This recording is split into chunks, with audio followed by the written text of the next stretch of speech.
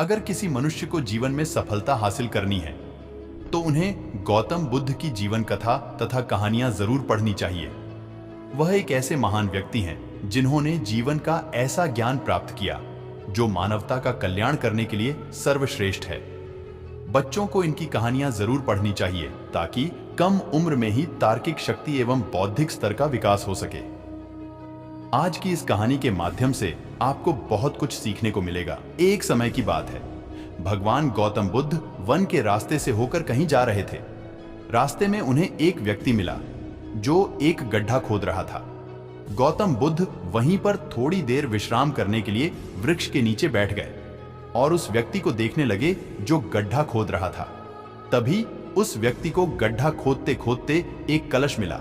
उस कलश में बहुत ही कीमती हीरे जवाहरात भरे हुए थे। यह सब देखकर वह व्यक्ति बहुत खुश हुआ और सोचने लगा, आज मेरा भाग्य जाग उठा है। उस व्यक्ति ने हीरे जवाहरात से भरे हुए उस कलश को भगवान गौतम बुद्ध के चरणों में रख दिया और कहा, हे भगवान, आपके आशीर्वाद से ही मुझे यह बेशुमार धन दौलत प्राप्त हुई है, इसलिए मैं इनमें से कुछ हीरे जवाहरात आपको भेंट करना चाहता हूं।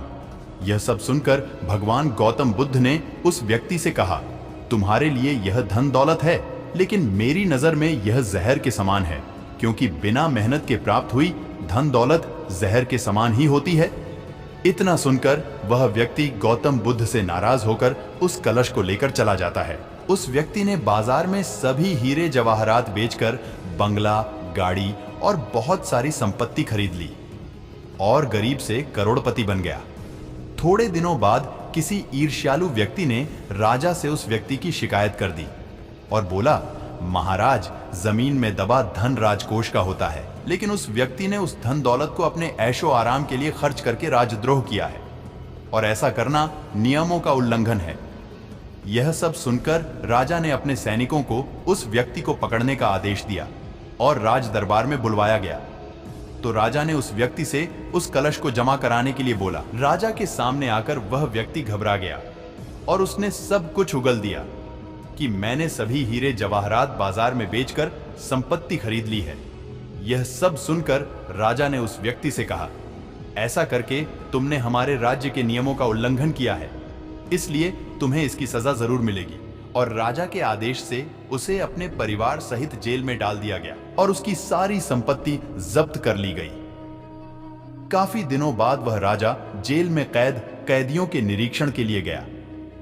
तभी उस व्यक्ति ने राजा से अपनी सजा माफ करने के लिए आग्रह किया और कहा, महाराज, जब मुझे वह कलश जमीन में गड्ढा खोदते समय मिला तो भगवान गौतम बुद्ध वहीं पर मौजूद थे। भगवान गौतम बुद्ध ने मुझसे कहा था कि इसमें धन दौलत नहीं जहर भरा हुआ है, लेकिन उनकी यह बात न मानकर मैंने उनका अपमान किया था और आज जेल में रहकर मुझे एहसास हो रहा है कि उनकी बात बिल्कुल सच थी, क्योंकि बिना मेहनत के प्राप्त धन दौलत जहर के समान ही होता है।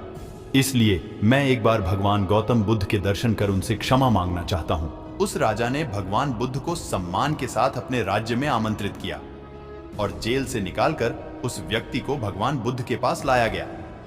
उस व्यक्ति ने भगवान बुद्ध के चरणों में बैठकर क्षमा मांगी तथा कहा, भगवान, आपकी बात बिल्कुल सत्य थी, क्योंकि कलश में सही में जहर भरा हुआ था, जिसके कारण मुझे अपने परिवार सहित जेल जाना पड़ा। भगवान गौतम बुद्ध के आदेश से राजा ने उस व्यक्ति को जेल से रिहा कर दिया।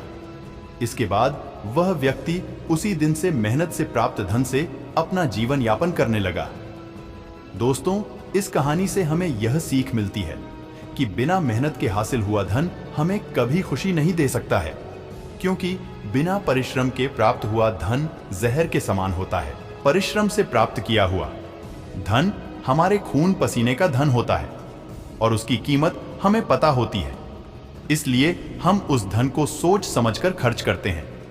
वही बिना मेहनत से कमाए हुए धन की हमें कीमत पता नहीं होती है और उस धन को हम गलत तरीके से खर्च करने लगते हैं और हम गलत रास्ते पर चलने लगते हैं।